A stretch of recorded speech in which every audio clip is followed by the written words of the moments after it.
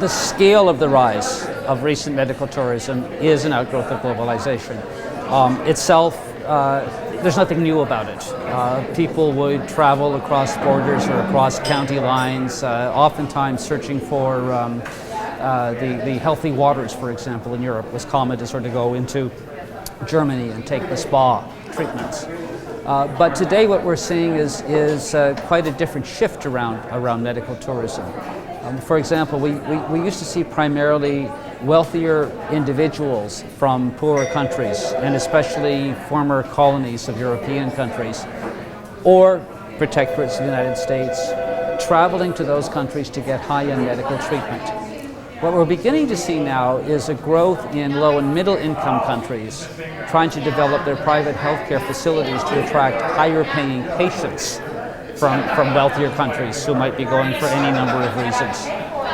Definitely low-cost travel, the internet and access to information, population aging, wait times, availability of novel treatments or uninsured treatments in one's home country. These are all factors that are playing into the growth of medical tourism.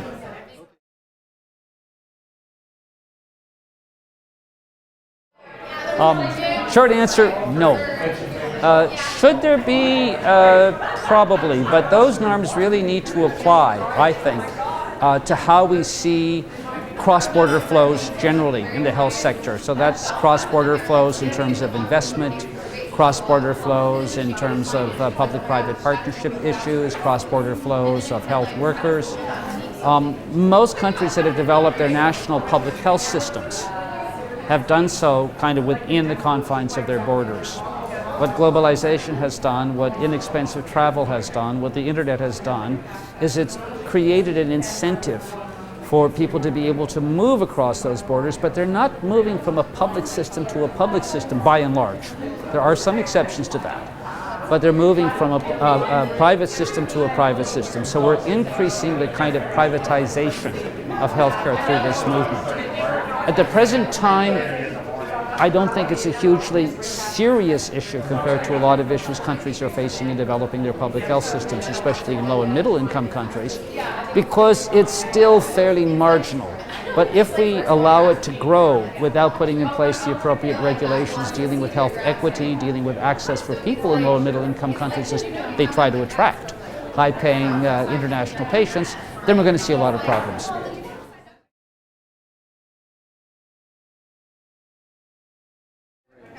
Well, it's slowly starting to creep up into Canadian policy discourse. For example, the kind of hospital network in Toronto kind of attracts a number of medical international patients each year who are fee-paying patients and actually generates revenue.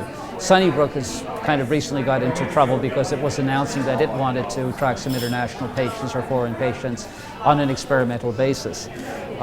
I think one of the things we have to be careful of is that if we actually try to attract inflows of international patients, the first thing is that we're almost certainly going to attract only wealthy people who can afford to pay. So we're not going to attract necessarily those people who need it. And that, in a sense, violates some of the Canadian ethics we have or hold dear about our own healthcare system. The second point in terms of the inpatient flow of international patients to Canada is that we don't know yet how to manage that health system to avoid it actually crowding out access for local Canadians. And even if we earn revenues from that, are we fully internalizing what the cost of the public hospital facility, public health training of the actual physicians or surgical staff or other health human resources? It's possible we could actually gain more than we lose, but we don't know yet how to do that. And that's the same question that arises when Canadians choose to go to a low and middle income country, most of which those that are trying to attract international patients have inadequate access for their own citizens, a lack of sufficient number of health workers, sufficient number of hospital beds, inadequate public access for those who can't afford the private fees. By going to those countries and either trying to circumvent our wait list in Canada or to get what might be uninsured services in Canada treated abroad or get services that may not even be legal yet or permissible yet in Canada, how are they contributing to the political dynamics of those countries that might continue to crowd out access for citizens in need in those nations. So I think we just need to put that on the radar screen, have some good public discussion about that, and also ensure that if Canadians are going to go abroad for medical care, and if they're doing so on their own initiative, not part of a publicly insured program where the public insurance pays because they have a life-threatening condition and we don't have enough facilities, let's go make use of the slack capacity in the United States. If they elect to do that on their own, they really need to work with their primary practitioner.